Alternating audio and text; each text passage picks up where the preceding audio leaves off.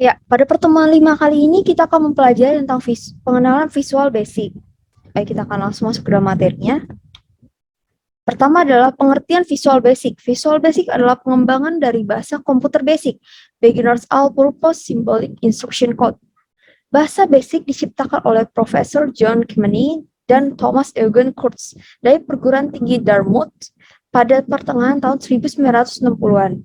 Bahasa program tersebut tersusun mirip dengan bahasa Inggris yang biasa digunakan oleh para programmer untuk menuliskan program-program komputer sederhana yang berfungsi sebagai pembelajaran bagi konsep dasar pemrograman komputer. Nah, tipe data dalam VB dibagi jadi 8. Yang pertama ada integer untuk tipe data untuk angka bulat. Yang kedua double, tipe data untuk angka desimal.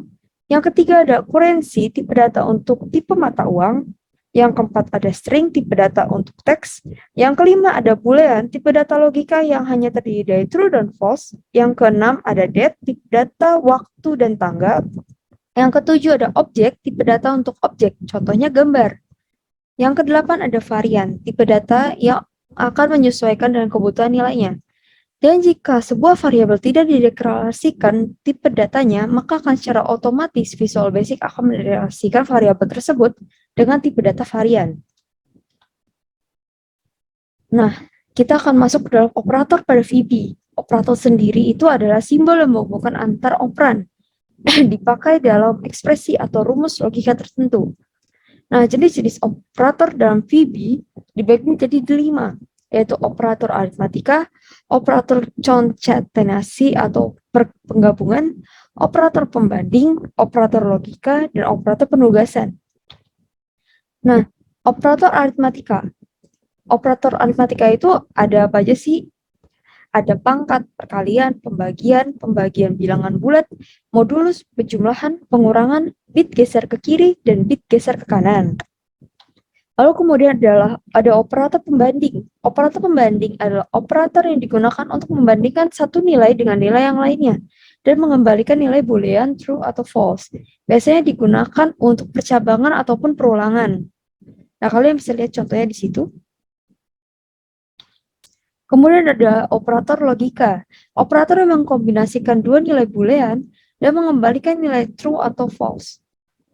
Contohnya ada not, and, or, XOR, and also, or else. Lalu kemudian ada operator penugasan. Nah, contoh-contoh dari operator penugasan ada di layar. Kalian bisa lihat. Nah, kemudian ada operator penggabungan atau concatenasi. Operator concat atau penggabungan memiliki fungsi untuk menggabungkan beberapa nilai atau variabel. Nah, operator penggabungan ini dibagi menjadi 2. Yang pertama operator plus, yaitu apabila digunakan untuk dua tipe data sama, maka akan menggabungkan atau menjumlahkan. Namun apabila berbeda, maka akan error. Lalu kemudian ada operator AND, yaitu operator yang ini hanya akan menggabungkan. Dan operator ini bebas menggabungkan banyak tipe data yang berbeda. Nah, kemudian kita akan masuk ke dalam tampilan pada VB. Tampilan pada VB itu yang pertama ada main menu, yaitu kumpulan perintah lengkap Visual Basic yang berupa menu pull down, terdiri dari menu, sub-menu, dan seterusnya. Yang kedua ada toolbar, kumpulan tool-tool atau perintah-perintah yang sering digunakan, ditampilkan dalam bentuk tombol dengan gambar atau icon, sehingga pengguna atau programmer VB dapat dengan mudah menggunakannya. Yang ketiga ada toolbox, bagian yang berisi kumpulan komponen-komponen penyusun program seperti label, text box, button, dan lain-lain. Yang keempat ada form window atau form design, bagian menampilkan desain form aplikasi tempat meletakkan dan menyusun komponen-komponen program. Yang kelima ada Windows Property, menampilkan parameter-parameter pengaturan komponen program, termasuk mengatur karakteristik komponen, event, dari sebuah project atau komponen program. Nah, selanjutnya saya akan menceritakan tentang ACT pada pertemuan 5 kali ini. Ya, jadi ACT pada pertemuan 5 kali ini kita akan membuat program biodata mahasiswa. Yang pertama kita buat dulu frame-nya. Pakai frame. Frame itu di sini ya. Nih, ini frame. Nah, nanti kalian ubah di bagian caption-nya. Nih, kalian ubah bagian captionnya. Nah, sama kayak Delphi, jadi kita itu bakal manggil itu pakai name, bukan pakai caption. Jadi name-nya jangan diapa-apain, tapi captionnya aja yang diubah. Nah, untuk diganti warnanya kalian bisa gunain yang namanya background color. Nih, nanti kalian bisa pilih di sini.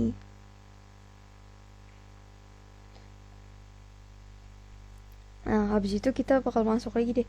Yang ini kita pakai yang namanya label ini.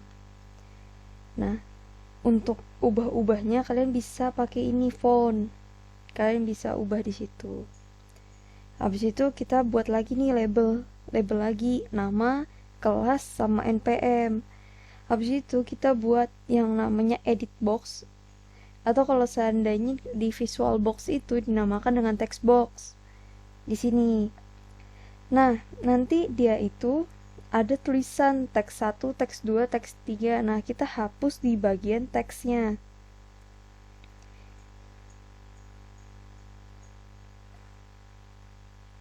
Nah, kita nanti hapus bagian sininya nih. Nih, kita hapus bagian sini. Nah, habis itu kita buat deh ini teks 1, teks 2, teks 3. Lalu kemudian kita akan buat dua button. Yang pertama buat hapus, yang kedua buat memproses datanya. Nah, program yang buat hapus itu seperti ini. Nih, jadi setiap satu button ini programnya itu dari privat sub ini sampai end sub ini.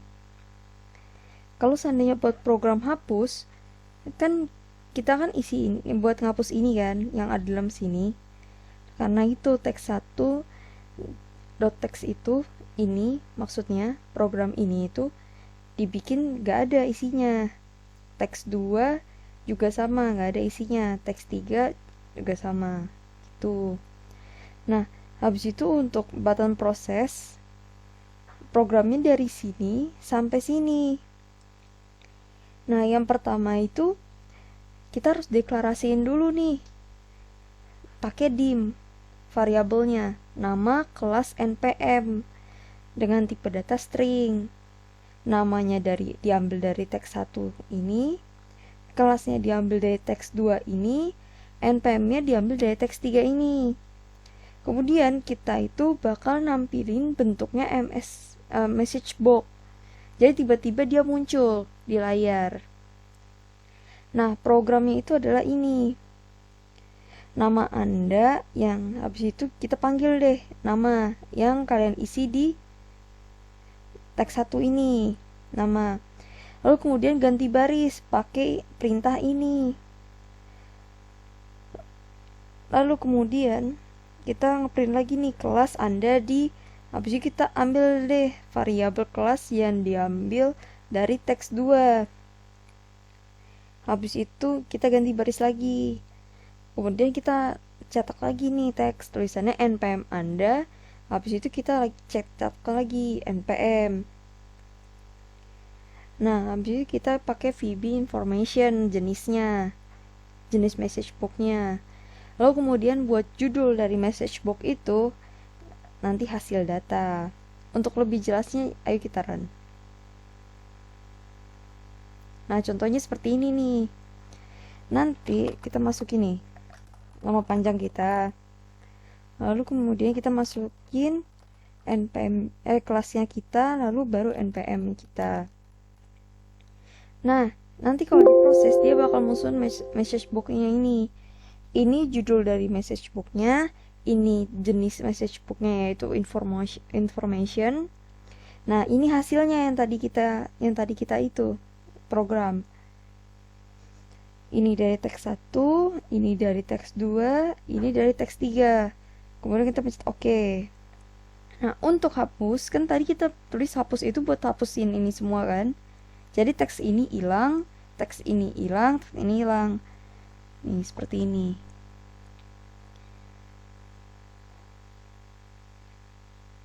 Nah, sekian ACT pada pertemuan 5 kali ini. Ini kita screenshot untuk output. Sedangkan ini Ini nanti kita screenshot buat listing.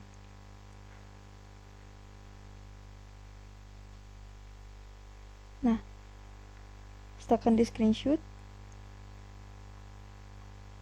Ini agak lumayan panjang ya ini.